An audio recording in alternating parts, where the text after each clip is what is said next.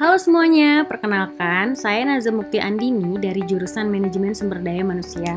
Di video ini saya akan membahas topik yang sangat penting dalam dunia kerja dan manajemen, yaitu Human Capital Management atau yang sering kita singkat HCM. Kenapa kita harus memahami HCM?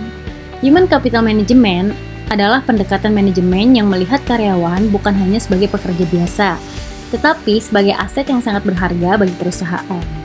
Karyawan memiliki pengetahuan, keterampilan, dan potensi yang jika dikelola dengan baik, itu bisa memberikan nilai tambah yang besar. Dan dengan memahami HCM, kita jadi lebih sadar bahwa sumber daya manusia bukan hanya perlu dikelola, tetapi juga dikembangkan secara berkelanjutan. Dan ini penting karena perkembangan karyawan akan berpengaruh langsung pada kemajuan organisasi secara keseluruhan. Selain itu, HCM juga membantu perusahaan membangun budaya kerja yang sehat, produktif, dan inovatif. HCM bukan sekedar urusan HR, tetapi sebuah investasi jangka panjang untuk menciptakan tenaga kerja yang kompeten, loyal, dan terus bertumbuh. Lalu, apa aja sih perbedaan HCM dan HRM? Meskipun sekilas terlihat mirip, HCM dan HRM sebenarnya memiliki pendekatan yang berbeda.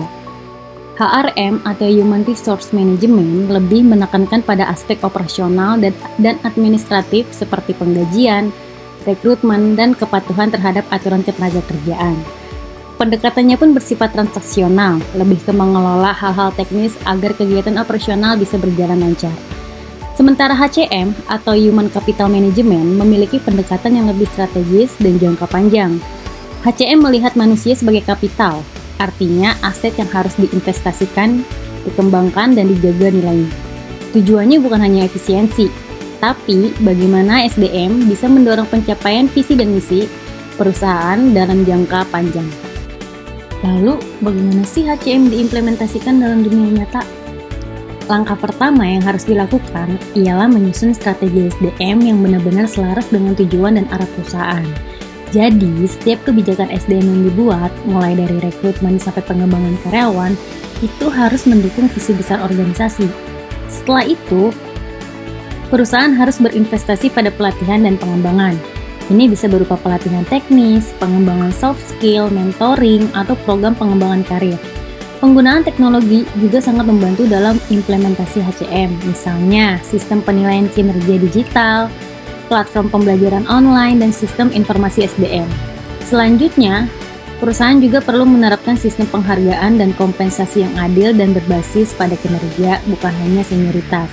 Dan yang terakhir, melibatkan karyawan dalam pengambilan keputusan juga sangat penting, karena karyawan yang merasa didengar dan dilibatkan akan lebih termotivasi dan merasa memiliki peran yang penting dalam organisasi. Siapa saja yang bisa menjalankan HCM? Mungkin kita berpikir bahwa HCM hanya dijalankan oleh tim HR saja. Tapi sebenarnya, HCM adalah tanggung jawab bersama di dalam organisasi. Manajer SDM memang punya peran utama dalam merancang dan mengawasi strategi HCM. Tapi, para pimpinan di setiap divisi juga harus menjalankan pendekatan HCM dalam timnya masing-masing. Misalnya, dengan mendampingi pengembangan tim, memberi feedback secara berkala, dan menciptakan lingkungan kerja yang suportif. Manajemen puncak juga punya tanggung jawab besar dalam memastikan bahwa strategi HCM terintegrasi dalam rencana strategis perusahaan. Bahkan, karyawan sendiri juga berperan penting melalui proses self-development seperti mengikuti pelatihan, aktif mencari peluang belajar, atau bahkan memberi ide-ide baru. Jadi bisa dibilang HCM itu bersifat kolaboratif, bukan tugas satu pihak saja. Jadi, sebagai kesimpulan, Human Capital Management adalah pendekatan strategis dalam mengelola sumber daya manusia sebagai aset utama perusahaan. Berbeda dengan HRM yang lebih administratif, HCM berfokus pada pengembangan, keterlibatan, dan investasi terhadap karyawan secara jangka panjang. Penerapan HCM yang efektif tidak hanya akan meningkatkan kinerja individu, tapi juga mendorong pertumbuhan dan keberlanjutan perusahaan secara menyeluruh. Dan yang paling penting, HCM hanya akan berhasil kalau semua pihak dalam organisasi terlibat secara aktif, dari pimpinan, HR, supervisor, hingga karyawan itu sendiri. Dengan memahami dan menerapkan HCM, kita bisa menciptakan lingkungan kerja yang lebih sehat, inovatif, dan produktif. Setelah memahami apa itu Human Capital Management, bagaimana perbedaan dengan HRM, serta cara penerapannya, sekarang kita akan melihat penerapan nyatanya di dunia kerja. Nah, salah satu perusahaan besar di Indonesia yang sudah menerapkan HCM secara strategis ialah PT Telkom Indonesia. Sebagai perusahaan BUMN terbesar di bidang telekomunikasi, Telkom Indonesia sadar bahwa teknologi saja tidak cukup. Mereka butuh SDM yang unggul dan adaptif. Masalah yang mereka hadapi adalah karir karyawan yang terasa stagnan, pelatihan yang belum relevan, dan turnover tinggi, terutama dari generasi muda. Untuk itu, Telkom menerapkan pendekatan Human Capital Management dengan cara mereka meluncurkan program digital talent inkubator seperti Digistar dan Amoeba untuk mengembangkan SDM digital ready.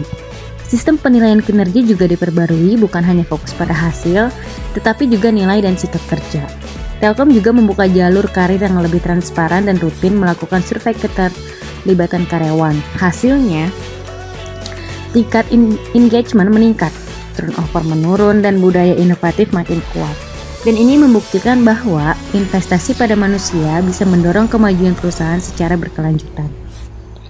Oke, itu dia penjelasan mengenai HCM. Sekian dari saya, terima kasih sudah menyimak video ini sampai akhir. Semoga penjelasan tentang Human Capital Management ini bisa membuka wawasan kita semua, bahkan karyawan bukan sekadar pekerja, tapi aset yang perlu dijaga, dihargai, dan dikembangkan. Dengan pendekatan HCM yang tepat, perusahaan bisa tumbuh bersama karyawannya, membangun budaya kerja yang sehat, dan mencapai tujuan jangka panjang secara berkelanjutan. Sampai jumpa di pembahasan berikutnya, dan jangan lupa untuk terus belajar dan berkembang. Terima kasih.